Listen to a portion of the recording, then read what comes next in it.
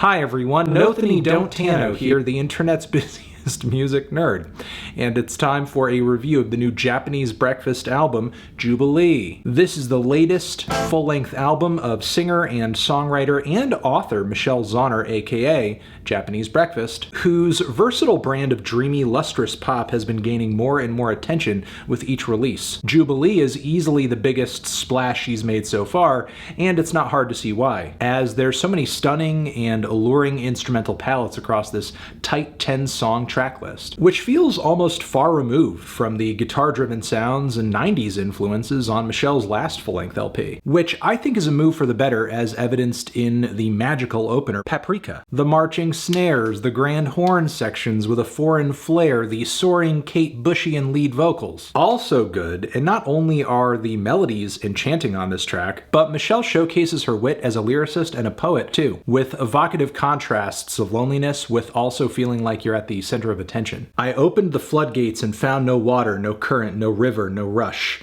How's it feel to stand at the height of your powers, to captivate every heart, projecting your visions to strangers who feel it, who listen, who linger on every word, which reads like a statement of intent and a wonderful description of, I guess, what it's like to be a successful artist in a way. The following track, Be Sweet, is a dark, groovy number with a slick 80s veneer on it. It's like a classic piece of synth pop combined with the post-disco eccentrics of Yoko Ono's Walking on Thin Ice, with starry choruses and verses that get to the heart of love, forgiveness, and making things right when you've wronged. What's not to love? Meanwhile, Kokomo, Indiana is a sunny, lazy acoustic cut that brings in some beautiful string layers. It's a blissful and well-arranged piece of vocal pop that sounds like it's straight out of the 60s, but is also slightly subversive in the way that you know the musician has heard their fair share of Velvet Underground and Nico. The lyrics on this one are absolutely lovesick too, but the sincerity and word choices that Michelle brings to the table really sell it. Slide Tackle feels almost like one of the groovier cuts from Michelle's last record. Outside of the faint horns calling away in the background,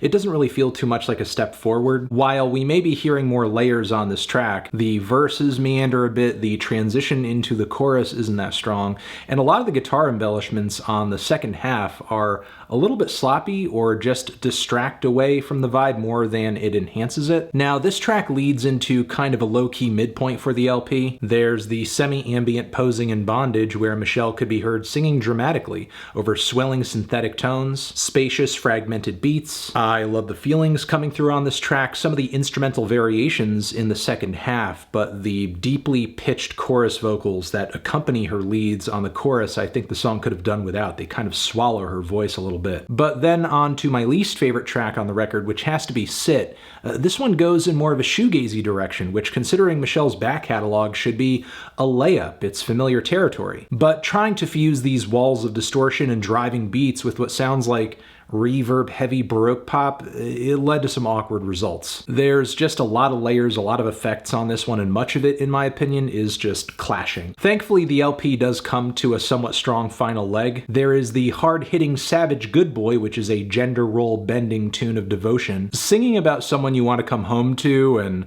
I guess, live a domesticated life with, make a lot of money, also have a pension and 6 condos.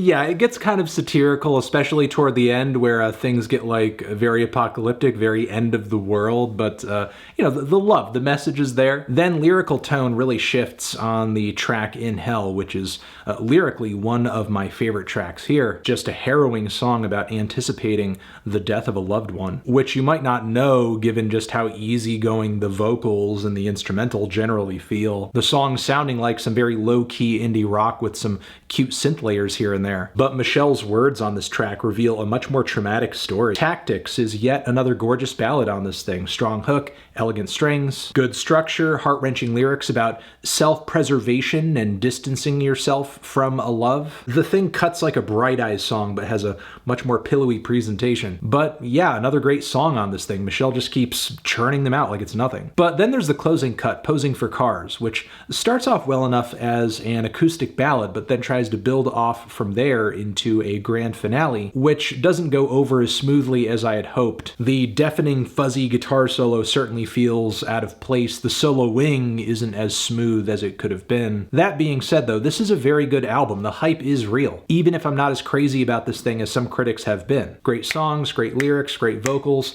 A lot of my issues with this LP boil mostly down to the extra instrumentation Michelle's bringing into the fold, which again doesn't go over well all the time. But maybe whatever kinks I'm hearing here can be worked out on a future LP. Feeling a decent 2 strong 7 on this one. Transition. Have you given this album a listen? Did you love it? Did you hate it? What would you rate it? You're the best, you're the best. What should I review next? Hit the like if you like. Please subscribe and please don't cry. Hit the bell as well. Over here next to my head, it's another video that you can check out. Hit that upworthy link to subscribe to the channel. Anthony Fantano, Japanese Breakfast, forever.